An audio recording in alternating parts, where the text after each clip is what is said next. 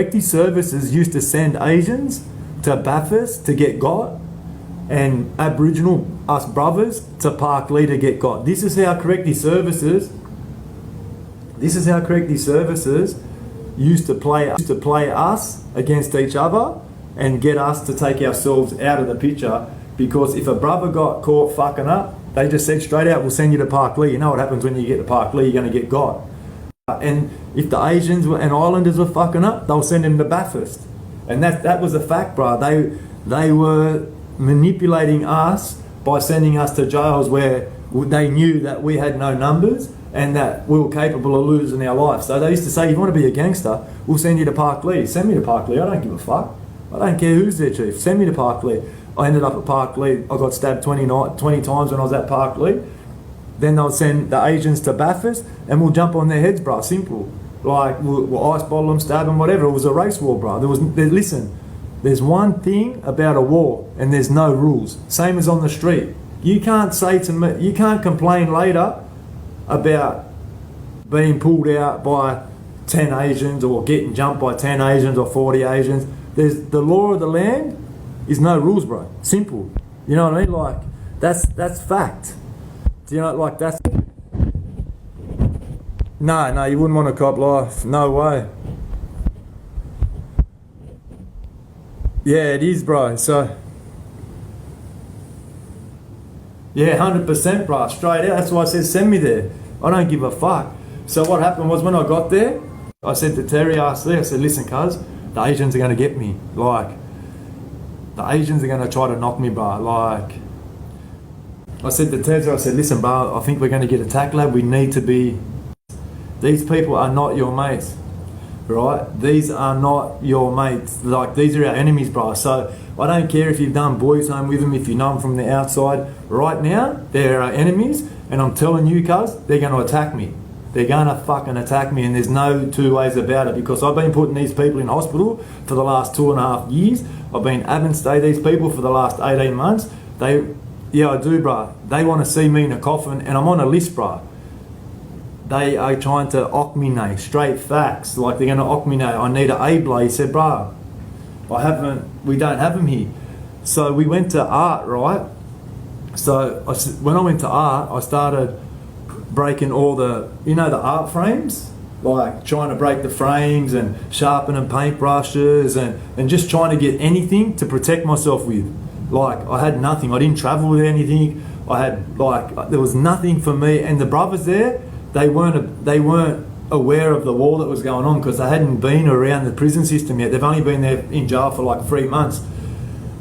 So when I go to art, I break the frames and I get the fucking thing, sharpen it up and doing whatever I can. We come out and I've got the paintbrush on me, and I told the brothers, I said, listen, we're going to get attacked, right? We don't get attacked that day. They don't attack me the first day. They end up attacking me the second day. And the boys that I was with thought that I was just spinning out, and they had no knowledge of what was about to happen, bro. This is why I don't blame them for running. And the brothers that ran, I ended up catching them later, and every brother in the jail and every brother in the system wanted to jump on these other brothers' heads and send them, because, all for educational purposes only. Of course, they ran and left me, so they had a bad name with the brothers after this, until I said, listen, bro, they freaked out, they got to live with that, rah, and that's at the end of the story. So what happened was, we go back to art the second day, and I said to the boys, listen, do not leave each other, because I got a feeling we're going to get attacked. Do not fucking leave each other today, and do not leave me. We're going to get attacked, lad. Believe me, we're going to get attacked. And they were like, bro, you're spinning out, lad. No one's going to touch you, bro. And I tell the brothers, I said, listen, yeah, I do, bro. I said, listen, don't leave me, bro. I'm going to get attacked, right? So what happened was, fast forward, we leave art. As we come out of art, and if you've ever been to Parklea in Toowoomba, you walk around, and remember the seats I was telling you about in the chairs? They come down like this, and they come down like this, right? So what happened is, there was nobody in the yard, bro, at all. They were all sitting on the chairs, all sitting on the fucking concrete stairs.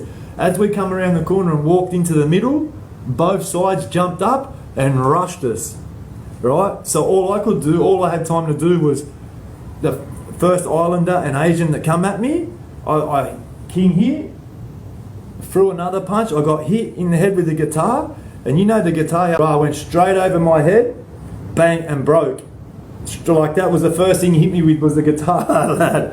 And if he would hit me like that, it might have been more damaging, bro. But he come down over the top of my head, and it hit me like, bro, I can put my head in it, it'll be the perfect shape, because it just sat on my head. Like, fucking rock me. He's hit me, I've hit him, bang, bang, bang. And I've tried to walk back, and in PARKLEA there's green seats, bro. Yeah, classic, eh? There's green chairs. As soon as I've fallen over the green chair, it was all over for me, bro. It was all over for me. My mate gets his throat cut. I'll tell you about my mate. They stab him in the neck, and they cut his throat. They think they killed him. They only stabbed him once, bro. That's how much blood over the chair, right? So as I've fallen over the chair, all I felt was getting stabbed, and I was trying to move.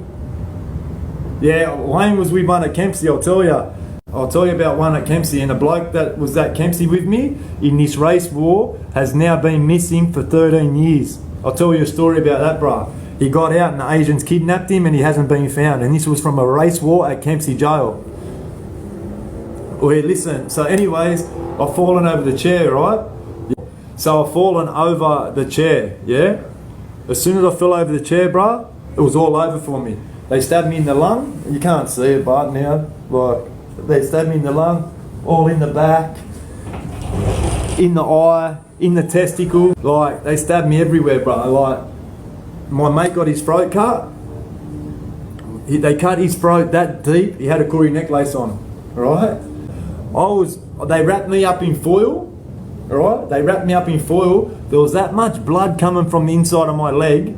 They thought they hit me in the main artery. All I could feel when I was laying down was people trying to rip my leg open. Because I had, you know what fucked them? When I fell, I pulled another Asian down on top of me. And I wrapped, nah, bro, I didn't. I felt nothing, bro. I felt the punches and the kicks in the head and the stomping more than I felt the blades. It just felt like I was getting punched.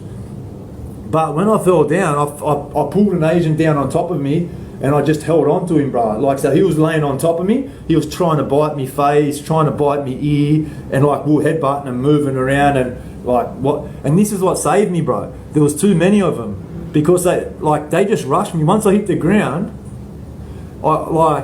they just rushed me, bro. There was nothing I could do, I was on my back. Do you know what I mean? Like, I was on my feet for probably 5 seconds of the fight. As soon as the guitar went over my head, and I started throwing them, and then I was backpedaling, I fell over the chair. They just rushed me. There was too many of them. I ended up getting stabbed 20 times. 9 were fatal, 11 were superficial. I had 150 stitches in my body. They tried to, I was lucky. They were trying to rip my leg open to stab me in the you know, the like main artery that runs inside your leg. Yeah, it's cooked, bro. They were trying to stab me there. Well, they stabbed me in the testicle, right? And there was that much blood coming from my ball bag. When the nurse and the screws come running, there's always a chair to trip over. When the nurses and the screws come running, they seen that much blood coming from my leg. They thought that I'd been hit in the artery, right? And all I remember before I passed out was the nurse saying to me this: "I'm not going to let you die when I'm on." I'm glad you're on. Like, fuck me dead. Bro, I was covered in blood. I passed out in the ambulance. I woke up. I passed back out. I woke up, and then I had surgery. So what happened is, after I had surgery, that I had like 30 stitches in my eye, staples at the back of my neck from where I'd been stabbed from the back of the ear down. They had to staple it. I had 38 stitches on the inside of my testicle, like dissolvable. Another 16 stitches on the outside of my testicle, because it was stabbed that deep. They had to stitch it from the inside and then stitch the outside. I had stitches in my, like, I had to have my lung drained because they punctured my lung. Then I had stitches from the stab wound. I had another 38 stitches across my back and 6 staples across my back. The police come, right? The police said, "Listen, like, you've been a victim of an assault. You want to make a statement?" I said, "Go and get fucked. I'm not saying nothing." Like, they said, "Mate, you've been a victim of this, like, attempted murder. Like, do you want to make a statement?" I said, "Go get fucked." They said, "Oh, you sign here to tell us that you don't want to make a statement. I said, I'm not signing nothing, go and get fucked. No, I'm putting my signature on nothing, you go and get fucked. They said, all right then, sweet, fucking, like, laters. So then Corrective Services come to me, right, and say, Tupac would be proud. Then Corrective Services come and say, listen, if you don't tell us who did it, right, we're going to send you back to PARKLEA. I said, I'm going back to PARKLEA.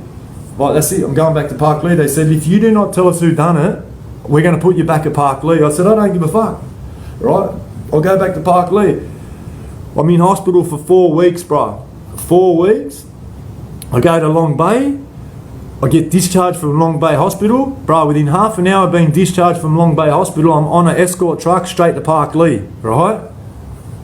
Within half an hour of the doctor saying, yeah, he's sweet. Like, still got like stitches in his nut, still got stitches in his eye, still got staples in his back, but he's sweet. Everything's healing. There's no infection. There's no risk of infection. He's sweet. I get to PARKLEA, right? They put me straight back in the yard. Bad dogs, eh? They put me straight back in the yard that I got attacked in, right? Everyone that attacked me still there, right? Everybody, the whole jail, all the Asians, all the Islanders, everybody that attacked me is still there. It's at 1 o'clock in the afternoon. They open the gate, the screws open the gate and say, go. I do remember now. They don't walk me to my cell. They don't walk me to my cell. They open the gate and say, oh, you're sweet to go. Like, go, right? So I'm walking through the yard. What do you think I feel, bro? The same fucking tension I feel before they got me. But this time the tension's not for them to get me. The tension's like, what the fuck is this cunt doing back? You know what I did, bro? You know what I fucking did? Before I even go to my cell, I walked straight over to Guile, who was the trump of the Asians at the time. I walked straight over to Guile in the middle of the yard, and there's people in the chat that's been in my chat, Can't Fight the Fate was there. There was people that were there that will vouch for this.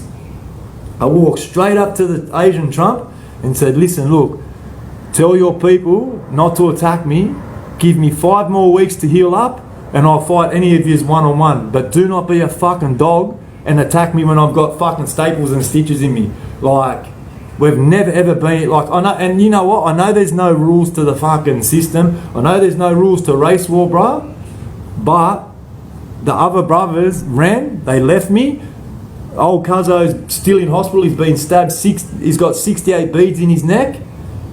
In the last 7 weeks, maybe 6 weeks that I've gone from the jail to hospital and whatnot, they've sent 3 brothers to the jail. They've all been got and attacked. There's not one brother in the jail. I was the only fucking Aboriginal inmate in the fucking jail.